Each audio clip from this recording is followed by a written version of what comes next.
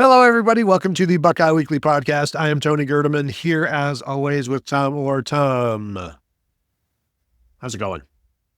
Tony, before we hit record, we were just talking about what a great college football season this has been, and the fact that of the three teams undefeated in the entire FBS level right now, two of them are Army and Indiana, and I literally have Thanksgiving turkey on my grocery shopping list right now, and Army and Indiana are still both undefeated. Like, I'm sorry, I know this is a week when everyone in Columbus is ready for Indiana to lose a football game, but 10-0 Army and 10-0 Indiana is just objectively awesome right now, and it is so good for the sport this kind of a season because it's been think about how you felt when there was Alabama Clemson in the national championship game. It felt like every year, and it was just like, oh, these teams again.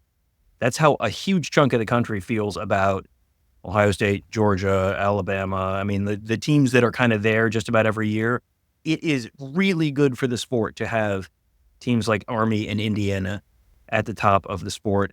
And that, Tony, is why now there's a huge chunk of the country trying to tell you that Indiana is terrible and should be kicked out of the sport. And people are writing articles about, our senators are talking about how, well, if Indiana's doing this, it's going to ruin everything. It's like, no, shut your mouth. You're terrible. Go away. How many SEC teams do you need in a playoff that was supposed to be enlarged to bring in more programs? Like 8.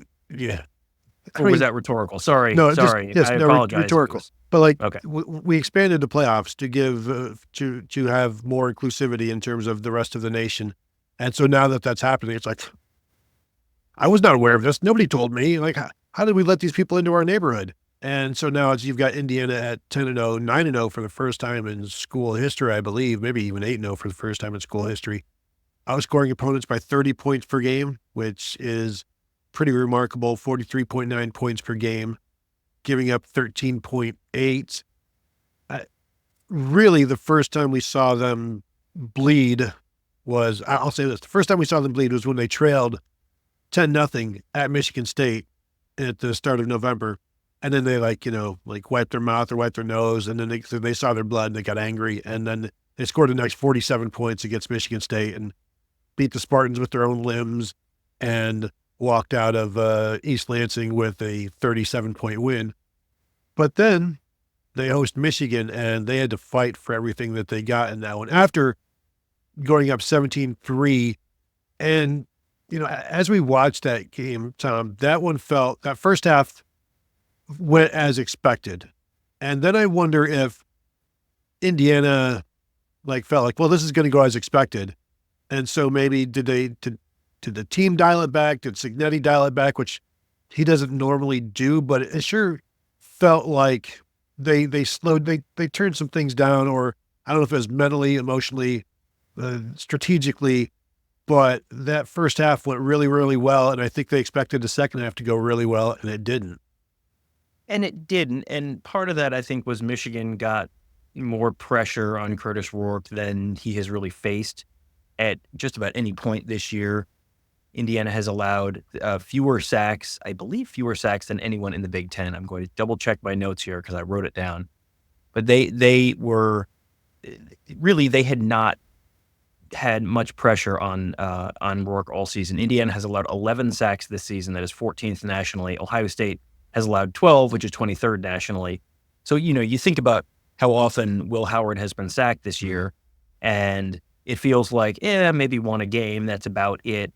And Indiana, they gave up a couple last week, and before that, they were under one a game. So they'd been even more dominant in terms of pass pro. But when Indiana couldn't run the ball, and Indiana couldn't, when there was some pressure in Curtis Rourke's face, you kind of saw the, You've seen that in the past. Like, you see that with youth sports teams all the time. If you're playing in a league where you're the best team in the league, and then all of a sudden you play a team that's kind of on your level, it's like, this isn't easy.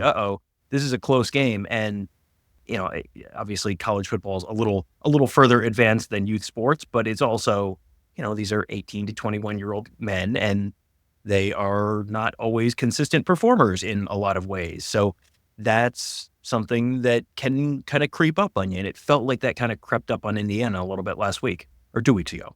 Yeah, so they scored 20 points in that game, and they didn't score that 20th point, that field goal, until the last 5 minutes or so of the game. And that was due to basically a bad punt and a nice return that put them in scoring range at the end of the game. And so they weren't able to move the ball in the second half. And that was the Michigan defensive line getting after it, and some timely blitzing and things like that. And when you look at the Ohio State defensive line and the defense and the blitzing that we've seen there and the packages that have opened up with the Ohio State defense, this will be the most similar defense in terms of talent, in terms of pressure, and just pain in the butt that Indiana will have faced since that Michigan game. And these two defenses, it will be the best defenses they've played. So, you're thinking, well, the results should be more similar to that than the 42 points against Maryland or the 41 points against Northwestern. Certainly the 56 points against Nebraska, which was a great help from the Nebraska offense. You're not expecting anything like that. So if you're talking about this Ohio State defense limiting things, Indiana has been able to run. They ran the ball for 40 yards against Michigan. And so that was the first real time they've been shut down. They're not a fantastic running team. They've got good running backs. They've got experienced running backs. They've got Curtis Rourke as quarterback running all of that. But the defense that Ohio State has is should be able to provide some pressure. I'm expecting more blitzes and just trying to keep Rourke off balance, off of his timing, because that's what worked last week. But knowing that Indiana is going to have put in some things, whether, who knows what, but they know they're going to get blitzed, and the different angles that the Ohio State's going to be coming from, the successful Sonny Styles blitzes that we've seen in the last couple of weeks, and the linebacker blitzes. So they're going to have things for that, but it's also going to be up to the running backs to pick those blitzes up. So they'll have some stuff dialed up over these past 2 weeks to prepare for this. But I would expect Ohio State to get after him and really, really just try to make him uncomfortable, because when he's just sitting back there throwing the RPOs, they'll pick you apart. Absolutely. And I've talked to Ross Fulton about this a bunch on the morning show as we've talked about stuff over the weeks. And the best way to defend the RPO, the way to not get put into conflict, is to be in man coverage and to believe in your corners enough to trust them in man coverage and potentially press man coverage to take things away. Because when you are in zone, that's when you can get put into a spot where, hey, you've got to make a decision, and no matter which decision you make, if the offense executes it correctly, it can be wrong. If you have someone in man coverage, then that makes it so that is not necessarily the case. So I'm expecting probably a good bit of man coverage from Ohio State. I'm also expecting, as you said, they have really been dialing up the pressure the last couple of weeks. I don't know that I'm expecting as much, as many 5 and 6 man blitzes and pressures as you've necessarily seen. I think you're going to see more of the bring the linebackers, drop a defensive lineman or two, where you're still bringing 4, but you're confusing the offensive line, potentially overloading a spot on the offensive line. We've seen them do that a bunch over the last couple of weeks. That's what I think you're probably going to see, because you're right. Indiana has now had a full week off plus this week. So you had time to install some new stuff, put some stuff out there that is not, put some stuff together that has not been on tape. You've probably had stuff sort of saved up already because they just haven't had a lot of close games. So they haven't had to burn through a lot of their stuff. Because if you're up by 2-3 touchdowns in the fourth quarter, you can save, hey, we have this iteration off of a previous play. Well, we can put that one back in the toolbox and save it for another day. So this has been basically all season.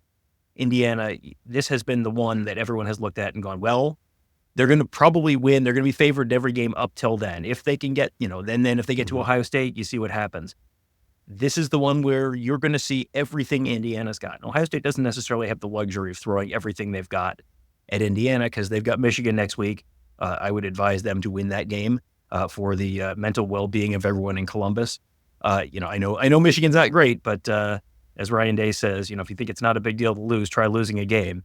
Try losing that game. So, they've got to save stuff up for that. And then they get, if they take care of business next 2 weeks, they got Oregon on deck after that. So I think you're going to see a lot of pressure from Ohio State, but, to kind of circle back, Indiana's going to have a bunch. Indiana, you know that, I know that, and Indiana knows that. So Indiana's going to have a counterpunch. So you have to sort of anticipate Indiana's counterpunch.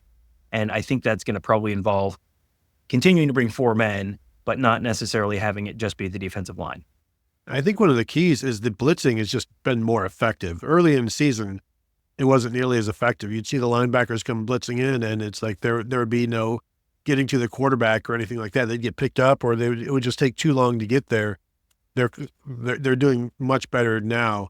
So they've got 21 sacks in 7 Big Ten games, but they didn't get to Dylan Gabriel at all against Oregon. So basically 21 sacks in 6 games outside of that Oregon game. So 3.5.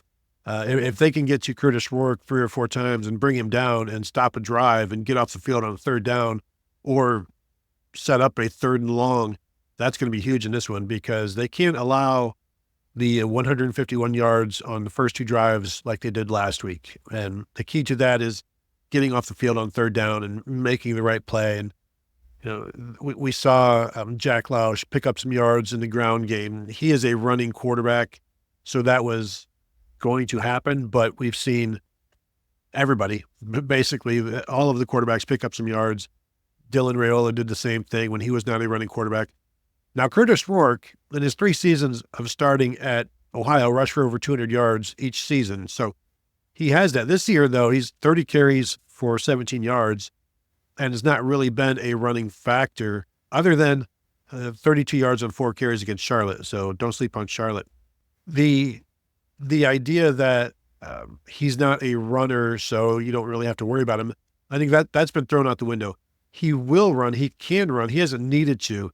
This is one of those games where it's the whole J.T. Barrett thing, Justin Fields thing. When you need every single yard that you can get, will we see more running from him this week, or is this who they are, Tom, do you think? I think you're going to see more running, just because you look at Drew Aller was not a runner at all. And guess what? Drew Aller had, how many first downs did Drew Aller pick up in that, especially in that first half at Penn State? 3, 4 with his legs. It felt like at the time more than that. It was probably only 3 or 4. But Dylan Raiola, we spent the whole week before the Nebraska game saying, well, the one thing you don't need to worry about is Dylan Raiola running, because he's getting negative yada, yada, yada yards rushing. And then he had like a 40-yard run. I think he might still have the long run of the season against Ohio State. So this is a game where, as you say, Curtis Rourke has shown he can do this in college. He did it a bunch at OU. So this is probably one where, we talk all the time about breaking tendencies. And the tendency has been Curtis Rourke stays in the pocket. Curtis Rourke doesn't put himself at risk by running, because they don't want to lose Curtis Rourke because he's such an important part of that offense. But this is a game where you're throwing it all out there. This is the game you've been saving it all up for. So, if there's a handoff that Curtis Rourke has handed this ball off, the previous 13 times they've run this play, this is the one where look for him to keep it and try and pick it up off the edge. I'm sure that Jim Knowles and the Ohio State defense is aware of his running ability, and I'm sure that they've talked about that this week. But I think it's something that Indiana will probably still try to use to catch Ohio State off guard. And when you have the opportunity to tackle him, get it done. Don't come flying off the edge and whiffing on the sack like they did at least 3 times last week.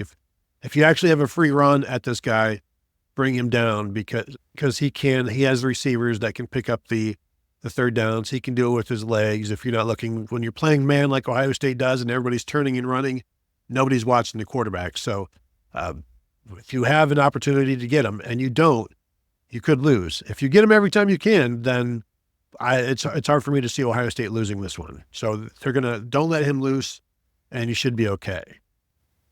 The Ohio State offense going against an Indiana defense that has been fantastic all season long, outside of a bizarre Maryland shootout of 42-28, which that may have been more at the end for Maryland than Maryland scored 21 points in the second half after the game was somewhat out of. Well, I'm actually looking at the box score here. That was a pretty even one all the way through. The largest Indiana lead was 14 points throughout the game. So if Ohio State can just have as good of an offense as Maryland in this one, then they could put up a fight. But this will be the best offense that Indiana has seen, and certainly a much better offense than they saw 2 weeks ago against Michigan. So the step up in competition, again, they've not seen anything like this. I don't even know who the best offense they've played so far would be. Is it Washington? I guess it would be Maryland at this point. And that's not really comparable to what Ohio State can do running and throwing. And with the I guess we should talk about the offensive line, Tom, since we have now reached the Ohio State offense portion of the show. As you guys know, I assume by now, Carson Hinsman will be starting at center. Austin Seerveld will be starting at left guard. And from everything we've heard so far this week, Tom, those guys have been operating very, very well on the offensive line, which would give you a reason for optimism in this one. Yeah, I think based on what we're hearing, and that's, we're not telling you we've seen it. We're just telling you what we're hearing right now. It feels like there's more optimism than you would expect in terms of how that's going to go. And part of it, I think, is you've got Carson Hinsman, who is now physically ready to play at this level in a way that he maybe was not quite ready a year ago. You've got Austin Seerveld. Donovan Jackson said on Wednesday night that Austin Seerveld, physically, that's never been the question with him. He is one of the strongest guys in the team. And he, physically, he's ready to do it. And then it's just sort of being ready to work between Donovan Jackson and Carson Hinsman, which is not something he's really ever had to do before. So there's going to be probably a little bit of an adjustment there, but it feels like they think they can make this work with this alignment of guys. And it certainly helps to have Will Howard as a running threat, Quinshon Judkins and Travion Henderson in the backfield. We saw Quinshon Judkins turn a bunch of, should be a 3-yard loss into a 3-yard gain, should be a 1-yard gain into a 7-yard gain last week. He can sometimes make that first guy miss, where even if you do have a little bit of a mix-up up front, it doesn't necessarily immediately turn into a disaster. And then you also have the skill talent outside to really take some of the pressure off and keep the opponent from being able to stack the box.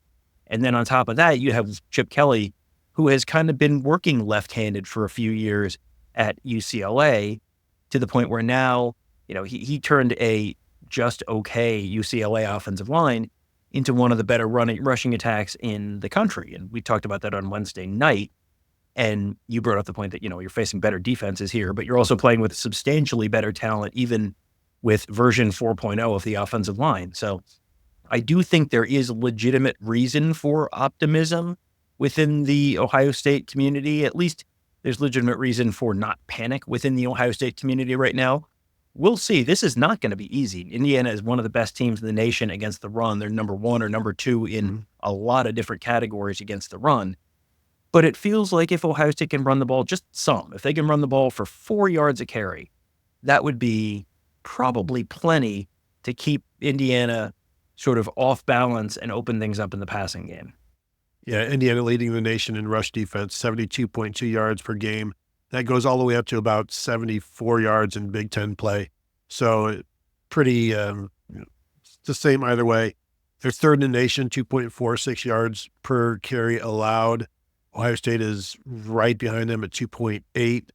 So, Tom, if Ohio State can get 4 yards a carry in this one, I would really like their chances, because so far the only team that has done that, Northwestern did it, but it was 93 yards on 22 carries. Charlotte did it, 4.2 yards per carry as well. So, but you look at the last, 4 weeks, Michigan's at 2 yards a carry. Michigan State rushed for negative 36 yards against Indiana. So that's just, and they've got some decent running backs. Washington managed 116 yards on 3.7 yards per carry. Ohio State, with this new offensive line, if they're able to establish the run, everybody knows what that leads to. But establishing is a relative term here. As Tom said, if you can do 4 yards a carry, which normally would not be good, it's good against a good run defense. If you're nearly doubling what they normally give up, then you'll take that. They've allowed 8 rushing touchdowns on the season. That's really, who cares? It's about how many yards per carry are you getting, and how well are you staying ahead of schedule, and how difficult are you making these third down situations. And so then you get to the Ohio State passing game, where they've got all of the weapons you need. it's a pretty veteran defense for Indiana. We know their defensive line is very, very good, leading the Big Ten in sacks. Ohio State is right behind them, but they're going to get after Will Howard. Travion Henderson, Quinshon Judkins have done a good job of picking up blitzes. You'll probably have Will Kazmarek back, so that's a good thing, but there may be some rust there as well, so watch out for that. I'm sure they're going to do everything they can to attack Carson Hinsman and Austin Siereveld. Like, that's going to be the focal point for that defense, so that's going to have to be something that the Ohio State offense is focused on as well. You mentioned it the other night.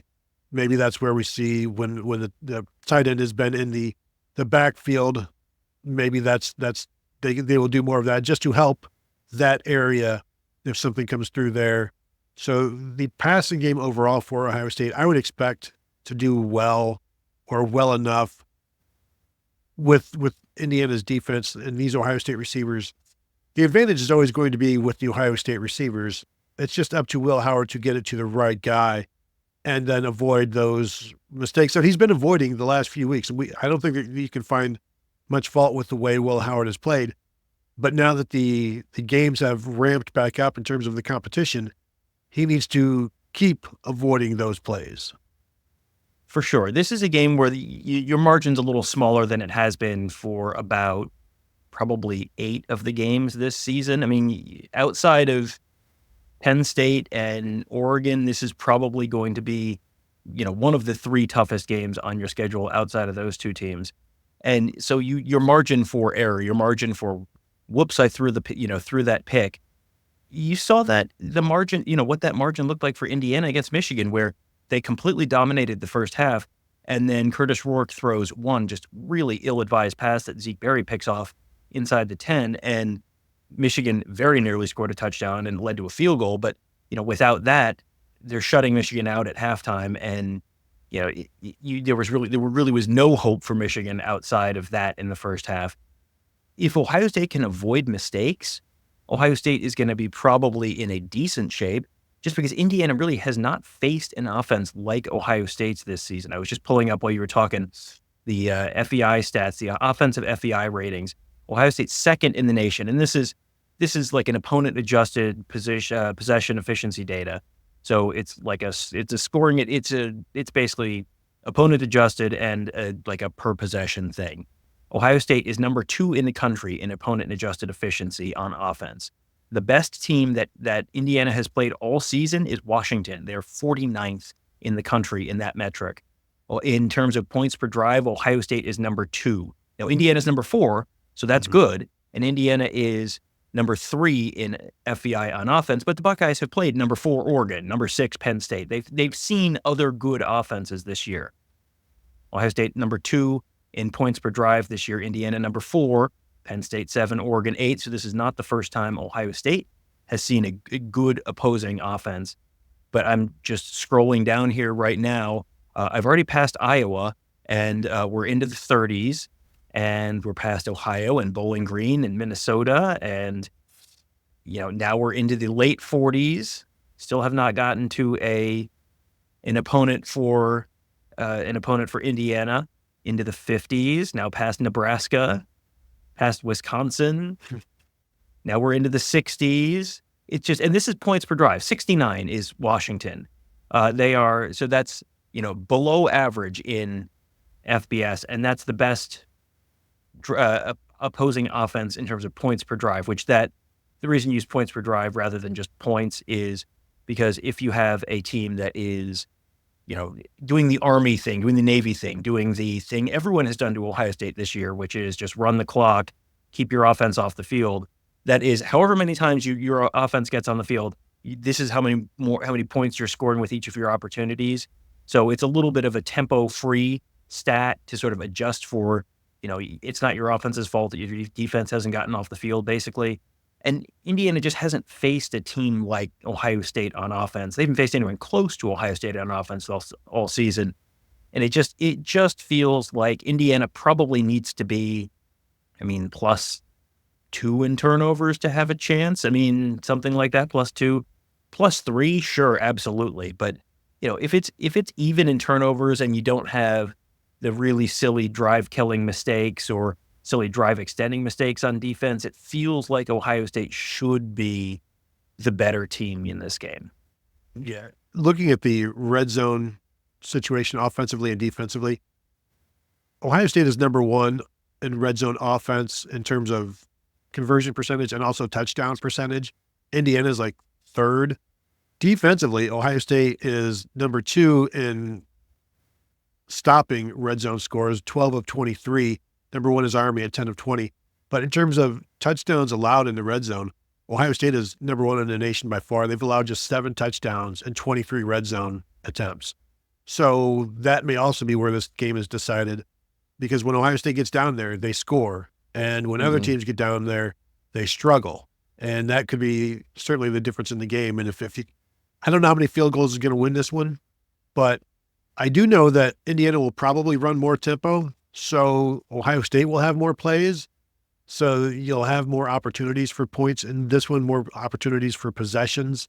So Tom, I have written down 2 different scores as you're talking, and I think I'm now adjusting that and taking the score from one of my predictions and then the score from the other of my predictions. And are you ready to hear my score prediction for this game? Well, I'll tell you what, since you have one picked, I will give you mine, and then you can use yours.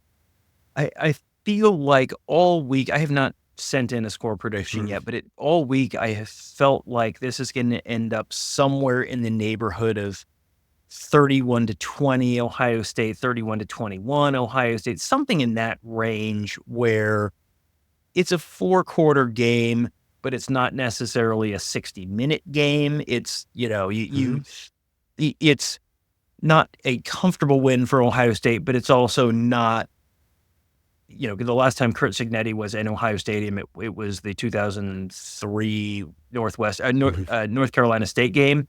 And that came down to a goal line stand in double overtime or triple overtime. I don't think we're looking at that, but I think this is a game where Indiana's going to put together a really good showing, show that they really do belong in, as a top 10 kind of team, but ultimately the talent from Ohio State wins out. So let's say 31-21. 31-21, okay. The first score you threw out there was 31-20. That was the first score that I wrote down. I'm like, no. Then I think maybe a little higher. Then I went 34-24, and it's like, 24 points when they only scored 20 against Michigan. I'm going to go no. So I'm gonna make it 34-20, which is the first Ohio State score and the second Indiana score that I had written down. So 34-20 for Ohio State. The step up in competition should mean at least a touchdown for Ohio State in terms of what Indiana has done. If other teams can score 34 against Indiana, and when I say other teams, I mean like nearly Maryland, nearly Northwestern, and Ohio State should be able to put some points up. 34 is not a lot, frankly, and so I don't feel like this is a 49-17 type of thing. 34-20, as you said, Tom, feels like a 4-quarter game to me, and it's certainly one that is going to have the coaching staff still completely locked in. No backups going in at any point in this game, I don't think. So there you go. Tom, you went 31-21. I am going 34-20, and we will see who wins this competition that isn't a competition. So there you go. If you're watching on YouTube, if you want to go ahead and give us a thumbs up, we would appreciate that. Hit the bell to be notified. Subscribe to the channel if you have not yet done so. And of course, find us at BuckeyeHuddle.com. If you're not subscribed there yet, please do so. $4.99 for your first month. And it's going to be a heck of a month, as you all know. So thank you all for tuning in, and we will talk to you guys later.